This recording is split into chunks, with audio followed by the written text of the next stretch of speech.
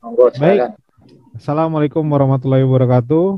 Waalaikumsalam warahmatullahi wabarakatuh. Warahmatullahi wabarakatuh. Baik, kita mulai aja Bapak Ibu ya. Hari ini masih lanjutan pertemuan kemarin yaitu terkait dengan penyusunan proposal ya. Eh, Dimohon Bapak Ibu untuk apa namanya menyimak ya apa yang memang menjadi materi hari ini.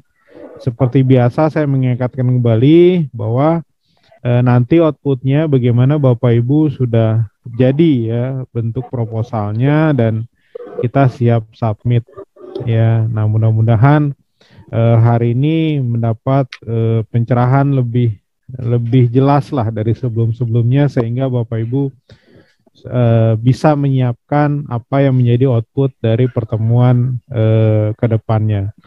Baik, hari ini masih dibawakan oleh Pak Ibi langsung, masih sama ya. Waktu kita sampai jam 3 Pak Ibi ya. Jam 3. Bukan 1 jam setengah. Ya, maksudnya estimasi aja Pak. Maksudnya Iya, nanti iya, ya, siap, ada hal-hal kita sebetulnya sampai jam setengah 3, cuman kalau ada hal-hal yang memang nanti paling penambahan waktu atau apa nanti paling sampai segitu kita memang harus tutup Pak. Itu jam 3 ya. gitu loh. Baik ya, silakan ya. Terima kasih ya Pak Ibu sudah hadir. Silakan Pak Ibu, waktu dan tempat kami persilakan. Ya. Assalamualaikum warahmatullahi wabarakatuh. Waalaikumsalam warahmatullahi Selamat wabarakatuh. sore kita semua. Nah, ini kita pertemuan hari ke berapa ya? Ke-8 Pak ya? Ya Pak, betul. 8, nanti masih ada 2 kali pertemuan lagi. Nah, hari ini ada sedikit tentang kesimpulan, kalau tidak salah ya, kesimpulan yang belum saya bahas. Lalu setelah itu kita coba melihat satu jurnal yang ideal seperti itu.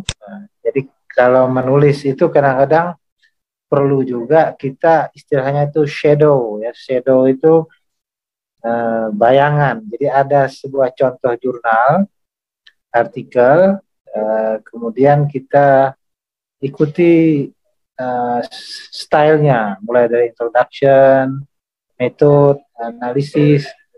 Nah, dengan meniru bukan meniru isinya, tapi meniru gayanya. Nah, itu diharapkan bahwa tulisan kita ke jurnal itu akan lebih diterima. Dan juga perlu mungkin saya informasikan bahwa setiap jurnal itu stylenya kan beda-beda. Tidak hanya yang bisa kita lihat dari apa namanya, dari template-nya, tetapi dari jurnal itu sendiri. Nah, abstrak pun, walaupun secara umum kita sudah mempelajari tentang abstrak misalnya ya, abstrak yang harus ada tujuan utama misalnya. Nah, tapi gaya abstrak di setiap jurnal itu berbeda-beda antara jurnal satu dengan jurnal yang lain. Tapi abstrak untuk satu jurnal itu stylenya sama. Misalnya ada apa namanya itu ya, ada namanya kalau tidak salah jurnal di Routledge itu yang dipublish oleh Routledge itu. Nah, itu dia ada sedikit pengantar. Jadi mesti ada 2 kalimat, 3 kalimat pengantar, baru kemudian background, gitu ya, background di abstraknya sebuah background kenapa studi ini penting, gitu kan. Nah, baru kemudian dia menjelaskan studi ini akan membahas apa bla bla bla. Jadi ada backgroundnya. Jadi kebanyakan abstrak kan biasanya langsung kepada pokok permasalahannya. Paper ini akan membahas titik ini. Tapi ada jurnal yang semua gaya abstraknya ada pengantarnya dulu, ada backgroundnya, 2 atau 3 kalimat. Nah, jadi itu juga saya kira perlu dipelajari kalau kita mau mengirim ke satu jurnal tentang gaya abstraknya. Lalu yang kedua itu yang nanti kita coba bahas, yaitu gaya penulisannya. Gaya penulisannya seperti apa. Nah, ada misalnya yang spesifik menginginkan imrat itu. Imrat itu langsung ada introduction-nya, ada ditulis sebagai subjudul, introduction, method, teori misalnya. Nah, tetapi ada yang eksplisit.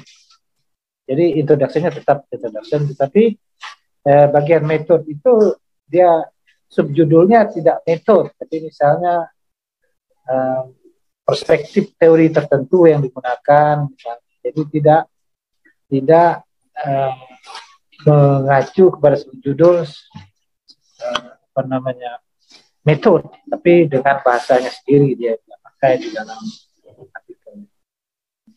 Nah, sebelum tadi kita disebut dengan shadowing itu, saya ingin sharing dulu tentang kesimpulan ya. Saya kira pertemuan sebelumnya kita sudah membahas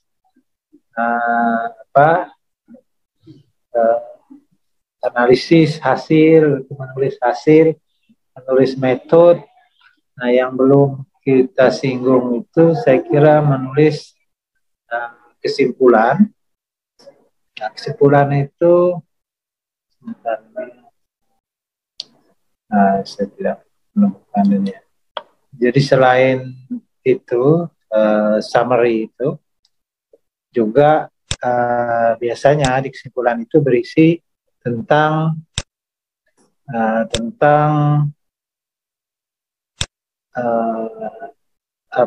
rekomendasi, misalnya saran apa yang harus dilakukan, dan kemudian satu lagi riset yang bisa dikembangkan lebih lanjut. Jadi ada 3 poin itu. Yang pertama summary, yang kedua suggestion, saran, yang ketiga adalah poin apa yang akan dilakukan untuk riset berikutnya. Jadi ada 3 hal itu yang biasanya ada di dalam kesimpulan. Jadi tidak terlalu masalah, dan kesimpulan itu biasanya ditulis dalam format deduktif. Jadi yang umum dulu ke yang khusus. Biasanya begitu ya, dalam summary itu jadi yang umum, kesimpulan yang umum, poin yang umum dari hasil penelitian itu yang tes pertama, lalu mengerucut kepada yang lebih khusus, kemudian saran, rekomendasi misalnya dari hasil penelitian kita, dan terakhir adalah apa yang bisa dilakukan dalam riset selanjutnya berdasarkan pada riset kita itu. Nah, itu saya kira yang ada di dalam kesimpulan itu, walaupun tidak ada PowerPoint-nya, saya lupa di mana saya menaruh PowerPoint itu, tapi saya kira isinya seperti itu tentang kesimpulan itu. Jadi yang isi 3 aspek penting itu di dalam sebuah penelitian. Nah, ya itu mungkin tentang kesimpulan. Lalu seperti saya katakan tadi, mungkin kita lebih baik mendiskusikan tentang contoh artikel ya. Jadi contoh artikel itu diharapkan akan lebih mudah bagi kita untuk memahami sebuah jurnal artikel yang baik, artikel jurnal yang baik. Ini ada saya ambil satu contoh dari jurnal Scopus yang diterbitkan oleh ENU tentang ini lebih berkaitan dengan ekonomi tapi juga dengan lingkungan ya.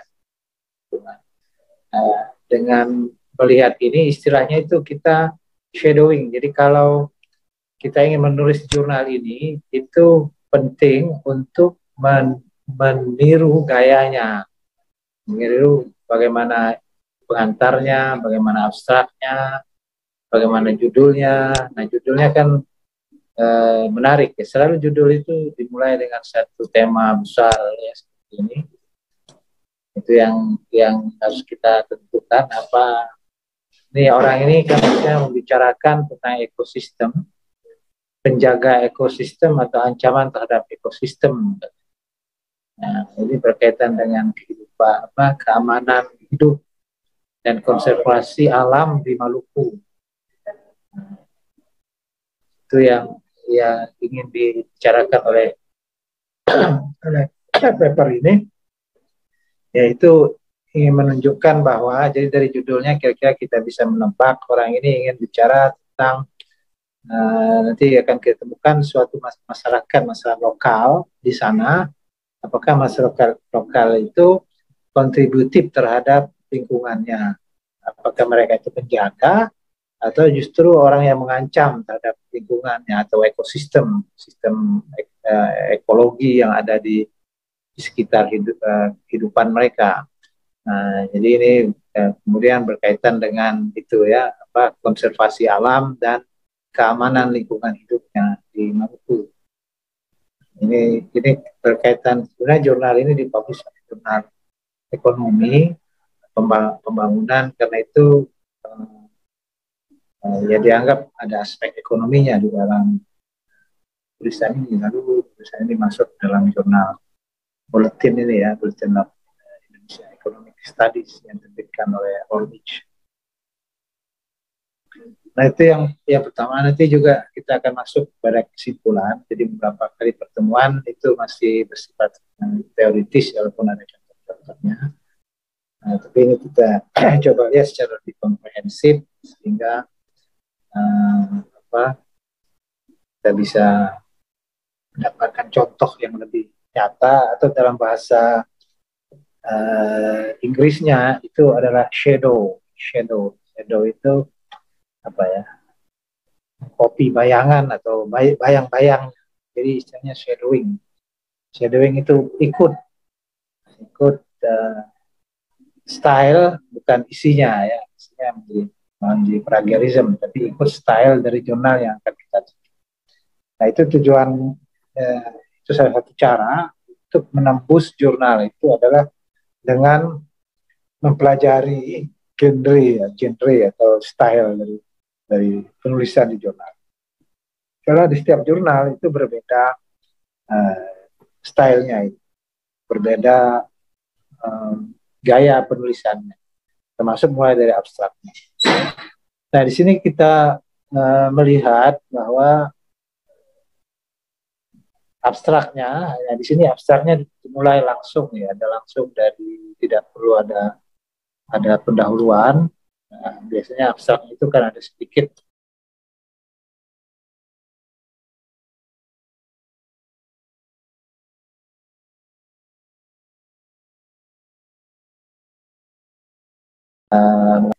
ini mungkin sekitar 200 lebih sedikit.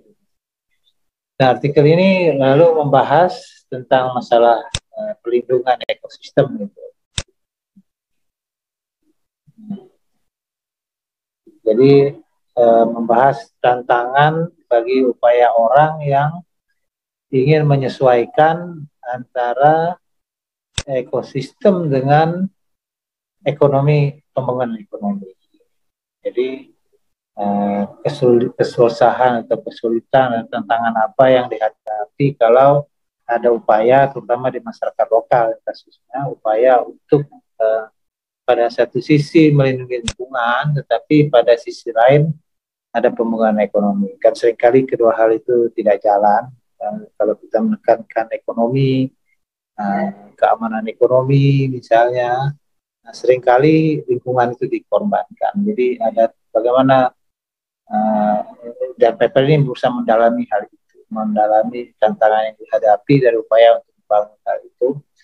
Nah, lalu kemudian dijelaskan settingnya ini seperti apa, tempat penelitiannya, kasusnya itu dijelaskan ada masyarakat yang tinggal di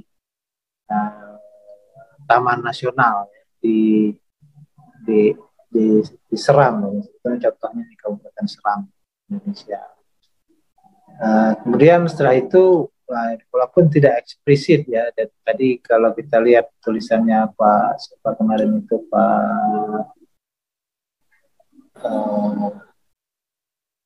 yang kemarin kita diskusikan, itu ditulis purpose, metode seperti itu ya di dalam abstrak. Nah, ini stylenya tidak seperti itu, tapi langsung. Nah, Jadi setelah purpose-nya yang ini, kemudian ada sedikit penjelasan tentang settingnya, lalu metodenya. Nah, metodenya itu di sini kan. Data dari household survey digunakan, itu datanya dari situ. Kemudian di sini masih tentang research question ya. Jadi yang pertama ini ada permasalahannya apa, yang ingin dibahas apa, lalu research questionnya seperti apa. Research questionnya adalah apakah masyarakat lokal menemukan keamanan, menemukan kehidupan yang aman dan sustainable di wilayah lingkungannya, ya. Di wilayah sekitar Taman Nasional Seram tadi. Dan seberapa jauh itu masyarakat itu berkontribusi terhadap perlindungan lingkungan. Jadi itu yang didiskusikan oleh mereka. Lalu baru metode. Jadi dari questionnya muncul dulu di sini, lalu metodenya di sini. Termasuk disebut dengan cluster analysis, kemudian in-depth interview metodenya, lalu di sini kan hasilnya. The study reveals prevailing and reduced poverty. Jadi dia mengungkapkan adanya kemiskinan dan juga lingkungan yang rusak, yang tidak sustainable. Itu ditemukan terjadi hal itu di daerah yang dia teliti. Jadi antara pembangunan dengan ekonomi itu dua-duanya ternyata buruk di daerah itu. Dan jadi kemudian dia simpulkan, jadi orang-orang tradisional yang hidup itu justru menimbulkan kerusakan, bukan solusi terhadap proteksi lingkungan. Nah, di sini kan semua komponen itu ada, jadi semua komponen yang dihendaki dari sebuah abstrak yang baik itu ada. Di style ini, kalau Anda menulis di jurnal ini, misalnya, sama dalam bidang ekonomi atau lingkungan, maka dia mesti mengikuti gaya penulisan abstrak seperti ini. Tidak usah ikut gaya ada purpose, ada goals, ada method sebagai subjudul, ya, tapi langsung. Nah, kemarin juga sekira dibahas pengantar. Dalam pengantar itu terlihat tetap ada main questionnya itu tetap didiskusikan, lalu setelah itu baru dijelaskan tentang persoalan yang dihadapi Indonesia, yaitu persoalan sustainabilitas lingkungan dan perlindungan ekosistem. Itu di pengantar ini dijelaskan semua, dijelaskan apa yang seberapa besar kemiskinan itu dari BPS, gitu kan. Seberapa miskin mereka di kawasan itu, kemudian didiskusikan bahwa mereka yang tinggal di situ itu membantu untuk menjaga lingkungan, kelestarian lingkungan. Itu diasumsikan sering ada asumsi seperti itu. NGO juga misalnya seperti AMAN itu, Asosiasi Masyarakat Adat Indonesia Nasional itu AMAN, itu juga membicarakan tentang bahwa local wisdom atau traditional knowledge itu membantu proses pelestarian lingkungan. Nah, paper ini kemudian ingin menjawab apakah benar seperti itu, asumsi-asumsi dasar itu benar seperti itu. Itu tujuan utamanya, itu dijelaskan di sini di berikutnya. Lalu dia ingin secara spesifik membahas research question itu ya, yang tadi kita sebutkan, apakah local communities itu menemukan satu lingkungan yang sustainable dan aman dalam di wilayah sekitar Taman Nasional itu. Dan seberapa jauh mereka, masyarakat itu menyumbang terhadap proteksi perlindungan ekosistem. Itu yang dibahas, itu sebenarnya dalam rangka untuk melihat apakah asumsi bahwa masyarakat tradisional itu akan tetap akan kita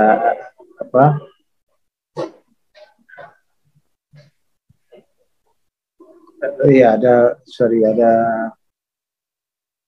pertanyaan di situ muncul di dalam introduction itu, lalu ada sedikit data review seperti juga saya jelaskan kemarin itu, data review di sini kan. Dan kemudian ada kalimat terakhir itu untuk memperkuat lagi bahwa persoalan itu penting, jadi dia menempatkannya dalam satu konteks. Nah, itu introduction. Kemudian ada pertanyaan di chat ini, saya kira dari Ibu itu ya, tentang abstrak itu.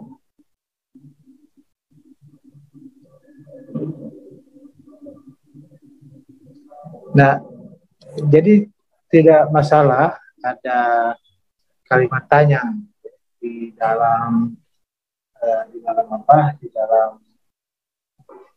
abstrak itu. Karena seperti saya katakan tadi, dalam abstrak itu berisi tujuan tulisannya, kemudian bisa ada research question-nya. Ini untuk menegaskan sebetulnya dia membahas apa. Jadi kalau hanya ini kan ini terlalu umum. Artikel ini membahas tentang tantangan yang dihadapi agar lingkungan dilindungi itu, tapi juga ekonomi berkembang. Kan seringkali terjadi kontradiksi ya, di antara dua hal itu. Dan dia ingin menelitinya di daerah ini Taman Nasional Islam dan data yang diperoleh digunakan untuk menjawab ini sebetulnya turunan dari ini ya, dari tujuan artikel itu. Ini kan umum, lalu di sini disebutkan apakah masyarakat lokal merasa aman gitu di lingkungan mereka, dan apakah mereka menyumbang terhadap kelestarian lingkungan di sana, kelestarian ekosistem di situ. Nah, itu umum saja, saya kira bisa ada pakai kalimat tanya seperti itu. Bisa juga pakai kalimat biasa, tapi itu untuk menekankan apa tujuan secara spesifik dari tulisan itu. Nah, kalau masih di atas ini kan masih umum, gitu. Masih umum untuk melihat kesulitan atau masalah atau tantangan yang dihadapi ya, kalau dalam upaya untuk menyelaraskan perlindungan lingkungan dengan pertumbuhan ekonomi. Nah, dalam konteks itu yang lebih spesifik apa yang ingin dijawab adalah tentang peranan masyarakat lokal. Nah, masyarakat lokal itu bisa menyelaraskan itu ya, pembangunan dengan perlindungan lingkungan. Apakah pembangunan itu merusak atau justru memperbaiki lingkungan? Pembangunan ekonomi itu menopang atau tidak menopang pembangunan kelestarian lingkungan. Nah, dia kemudian setelah itu dia menjelaskan metode penelitiannya, yaitu menggunakan cluster analysis terhadap rumah tangga, kemudian juga in-depth interview terhadap untuk melengkapi data statistik lalu dilakukan in-depth interview. Ya, jadi saya kira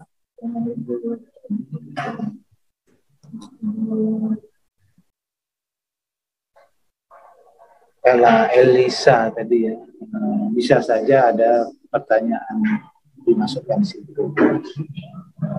Jadi terserah apakah abstrak itu akan lebih mudah dipahami atau tidak, gitu kan.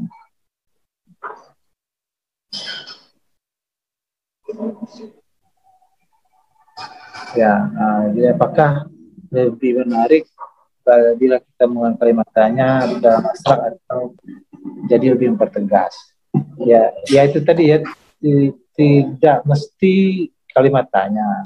Ini style saja, style saja dalam penulisan. Yang penting pesannya tersampaikan. Mereka penulis juga bisa menulis misalnya data dari hotel untuk menjawab kan pertanyaan do local ini kan bisa tidak dibuat kalimat pertanyaan tapi langsung dimasukkan ke dalam kalimat ini. Itu bisa juga dia lakukan seperti itu ya. Ini dalam kalimat itu bisa dimasukkan 2 pertanyaan itu. Yang bisa seperti itu atau bisa yang penting di dalam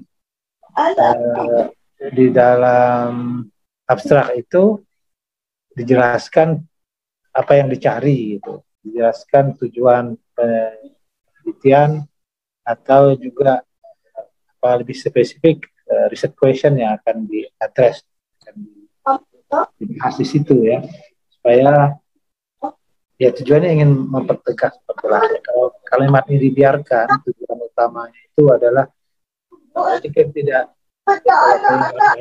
kalimat depan itu di atas itu, nah itu terlalu kita tidak mengetahui tujuannya secara spesifik paper itu.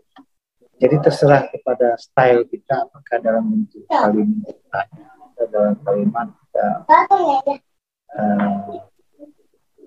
langsung gitu kan, kalimat langsung misalnya, yang tidak usah kalimat. Tapi yang penting kalimat itu masuk. Jadi kalau kembali ke PowerPoint yang awal tentang ngantar itu, di sini kan selain research problem, ada problem statement, kemudian ada research questions. Dalam introduction itu lalu kita lihat di sini ada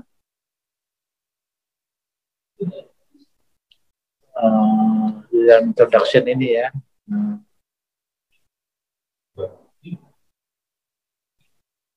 ada literature review, sedikit literature review tentang masalah perlindungan lingkungan di satu daerah. Orang membicarakan apa? Di sini ada dua dari tiga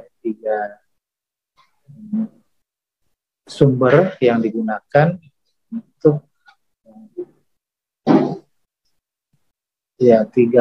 untuk review literatur untuk memperkuat perlunya studi terhadap kasus yang dipilih di sini. Yang dalam hal ini tentang peranan masyarakat lokal ya, dalam konteks pelestarian lingkungan dan dalam konteks kesejahteraan ekonomi.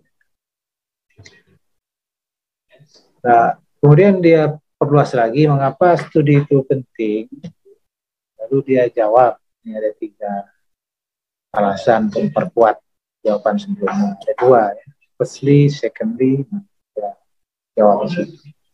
Nah, itu saya kira style introduction yang bisa kita ikuti kalau kita menulis introduction-nya seperti itu.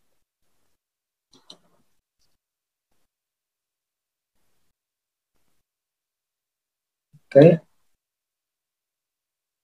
Silakan kalau ada yang di chat box ya, tentang contoh pengantar ini.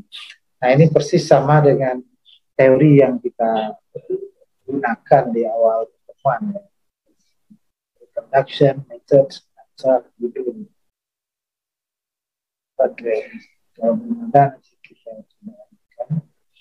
Nah, di sini setelah introduction kan harusnya metode. Ini sebetulnya bagian dari metode karena di sini bicara tentang situasi yang akan diteliti. Jadi seperti apa situasi yang itu di, dijelaskan di sini situasinya atau studi konteks. Ini bagian dari metodologi. Untuk mengetahui secara mendalam daerah itu kita harus mengenali konteks sosialnya. Nah, ini yang dijelaskannya tentang dua daerah, itu Halmahera dan Seram. Ya, sedikit penjelasan tentang di mana daerah itu, seberapa besar penggunaan hutan, itu yang dimuat di sini setelah introduction itu pembahasannya lebih pada konteks sosial penelitian. Biasanya saya tidak menggunakan aplikasi ini ya.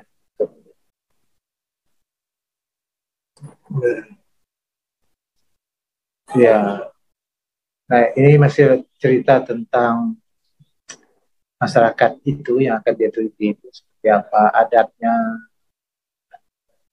Kemudian dia ceritakan juga tentang spesies yang ada di situ yang menjadi persoalan utama ya, cara mengatasi.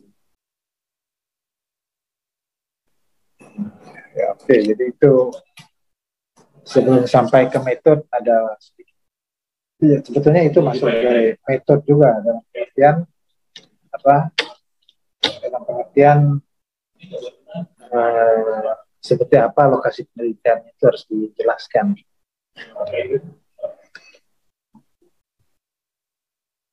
Nah, di sini setelah itu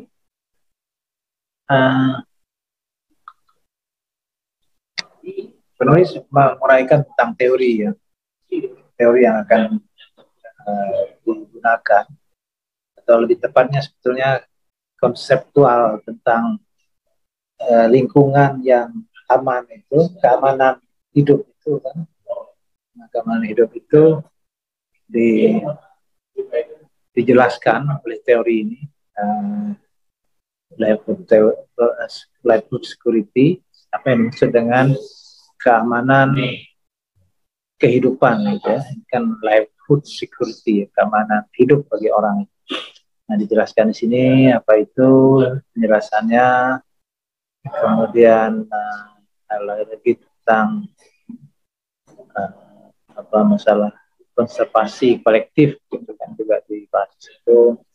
Kemudian ada teori ini juga dia masukkan memahami kasus yang didiskusikan di situ. Nah, setelah itu baru metode. Nah, di dalam metode itu apa yang dilakukan itu harus ditulis, ya, jelaskan.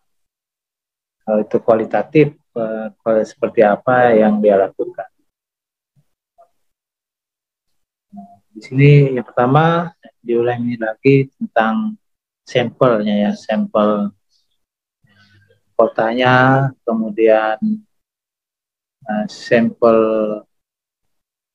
datanya dari 24 desa yang berbatasan dengan, karena dia meneliti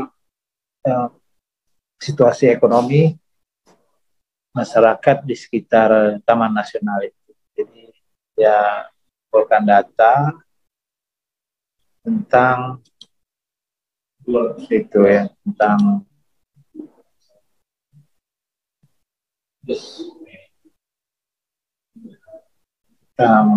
apakah orang-orang ini menjaga lingkungan sementara mereka perlu ke depan hidup. Nah, ini masih tentang itu ya, metode, dan dia menjelaskan tentang tempat studinya itu. Studinya itu ini di peta itu ditunjukkan di mana letaknya Seram, bukan Serang. Serang itu mengerikan, menakutkan. Ini yang dimaksud adalah Serang. Lalu pengumpulan data di metode, lokasi, data, collectionnya seperti apa. Nah, datanya diperoleh dari interview. Ya. Ini dijelaskan dengan jelas ya apa yang dilakukan. Mengunjungi seram berapa kali, kemudian data collectionnya seperti apa.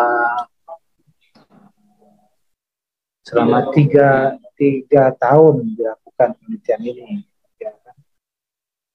Dan dengan melakukan in-depth interview pada hampir 100 informan yang dicari secara purpose. Nah, itu meliputi raja, kepala desa, kemudian juga dipertimbangkan kualifikasi qualified imbalance understanding dari social cultural context. Jadi kemudian disurvei secara acak 270 orang sebagai sampel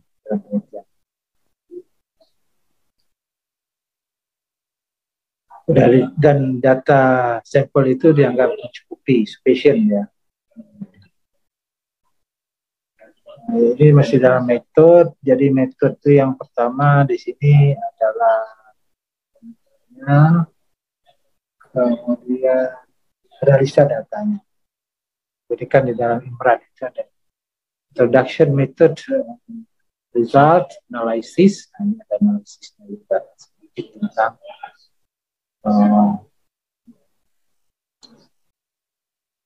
tentang bagaimana 270 orang di survei itu dealing berhadapan dengan lingkungan. Bagaimana mereka berhadapan. Jika itu tentang metodenya, cluster analysis dan in-depth interview. Tapi tidak bisa hanya ditulis seperti itu. Saya menggunakan in-depth interview dan studi literatur misalnya, discussion, tetapi tidak dijelaskan siapa yang datang, yang diundang, cara apa saja. Itu perlu diketahui untuk memperkuat analisis. Nah, jadi setelah riset kita lihat findingnya, temuan mereka tentang kehidupan rakyat di sekitar Taman Nasional. Lalu di hasilnya ditemukan GDP-nya hanya income per kapitanya hanya $1. Setiap hari mereka memperoleh berapa $10 ribuan setiap hari, $1. Yang di negeri sana saya kira sangat tidak layak. Kalau Indonesia mungkin dianggap biasa karena orang Indonesia kan didukung oleh anggota keluarganya walaupun mereka menganggur. Nah, itu findings itu diungkapkan di sini. Nah, ini bisa hasil dari lingkungan, hasil dari survei dan wawancara itu, apa yang ditemukan.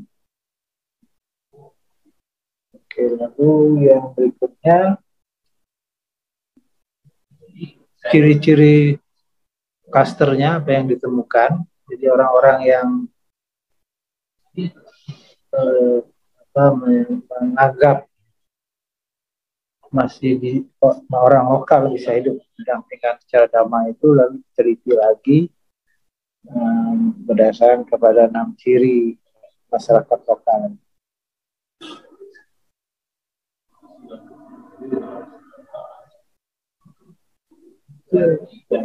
Ini masih tentang hasilnya tadi ya. Hasilnya dibuat sendiri, termasuk aset rumah tangga itu. Oke, lalu itu lalu masih dibicarakan tentang komunitas, konteks komunitas, lalu baru diskusi. Di IMRAD itu diakhiri dengan diskusi. Nah, diskusi ini kita lihat dimulai dari kalimat yang umum dulu, terdengar atau dengan metode deduksi. Dan dia kaitkan apakah Lightfoot ini bisa dilindungi atau tidak dengan melihat sikap dan perilaku masyarakat di sekitar taman itu. Dan dia menggunakan 4 di sini 4 ancaman terhadap lingkungan, keamanan lingkungan, yang semuanya sangat berkaitan dengan ilmu ekonomi ya. Jadi ancaman lingkungan itu menurut dia ini bagian ini hasil saya kira itu. Kemudian kontribusi, apakah ada kontribusi dari masyarakat lokal itu terhadap perlindungan lingkungan, itu dibahas di sini, diskusikan di sini. Lalu kan kesimpulan. Nah, kesimpulan itu seperti tadi saya jelaskan, jadi diulangi lagi tentang fokus dari penelitiannya. Lalu dia menunjukkan adanya pertumbuhan penduduk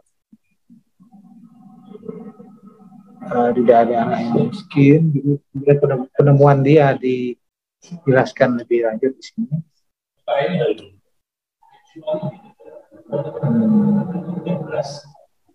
Lalu apa yang dilakukan pemerintah, lalu kemudian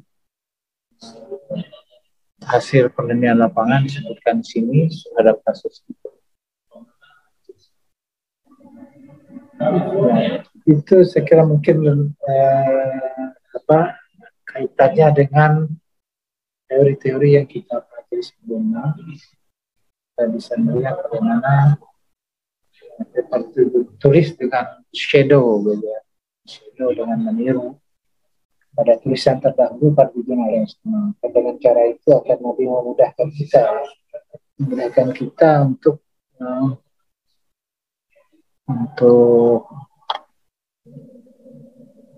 menulis, ada patokannya.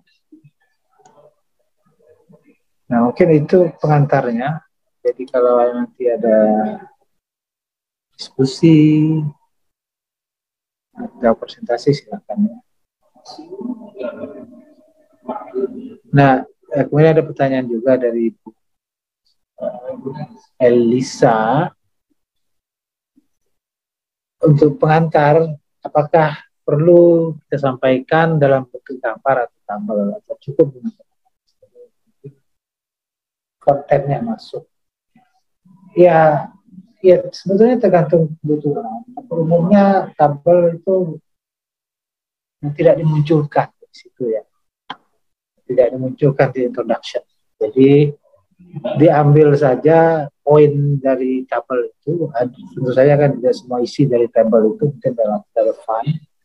Lalu ini loh ada tabel yang menunjukkan misalnya itu, tapi di introduction itu kan menjustifikasi bahwa ada persoalan.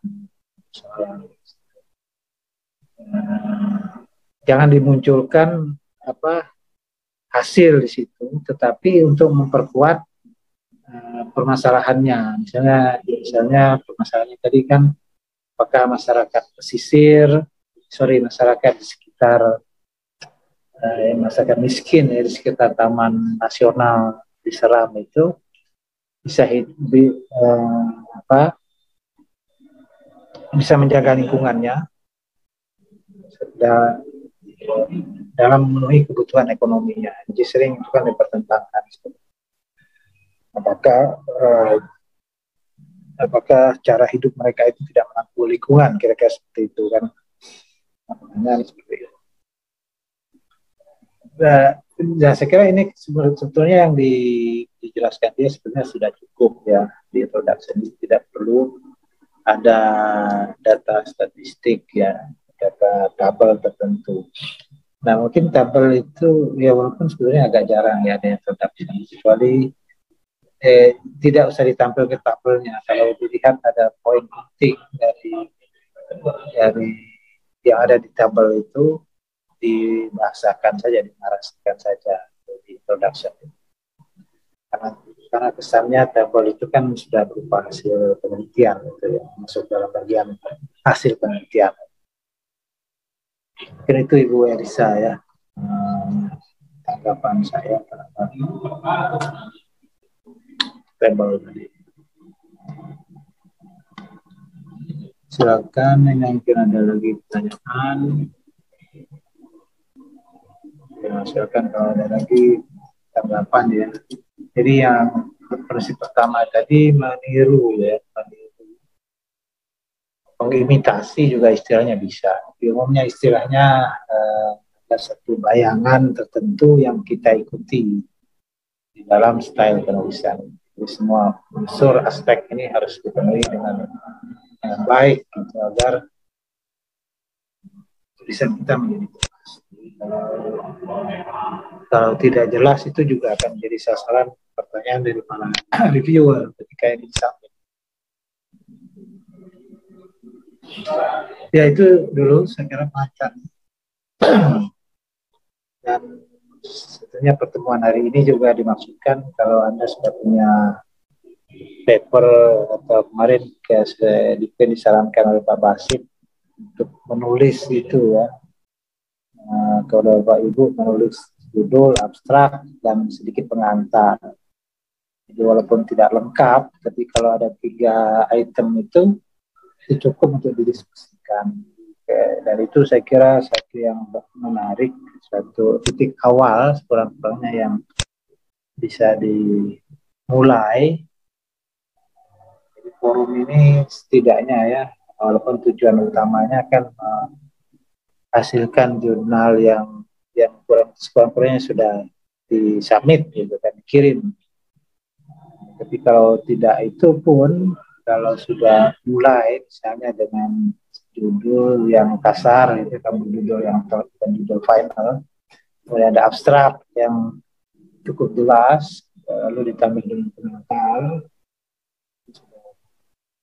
bagus gitu, nah, untuk titik awal bagi penulisan, dan itu kita diskusikan, bisa kita diskusikan. Nah itu saya kira secara teoritik kan ya,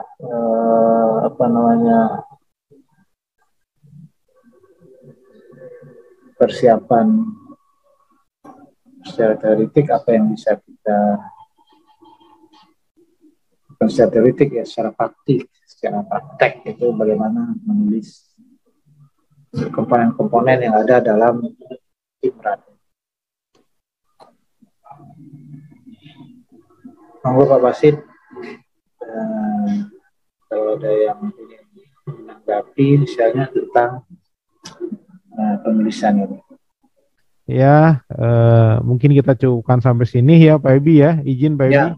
Pak Basit, ada sesi 2 apa udahan ini? Udah. Oh, sesi ya 2 kan udah selesai dari kemarin hari Senin ya.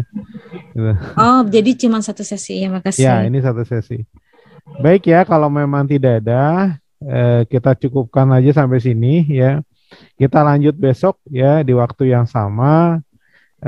Dimohon sekali lagi saya mengingatkan Bapak Ibu, silahkan ya papernya disiapkan, nanti bisa kita diskusikan ya terkait dengan pembahasan kita, yaitu terkait dengan penyusunan proposal.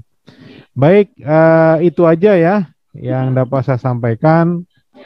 Sekali lagi saya sebagai moderator dan tim pelaksana ya, mohon maaf yang sebesar-besarnya jika memang ada hal-hal yang memang dalam pelaksanaan kurang berkenan di Bapak Ibu. Terima kasih Pak Ebi, terima kasih Bapak Ibu yang sudah hadir. Sampai ketemu minggu depan, sampai ketemu besok ya.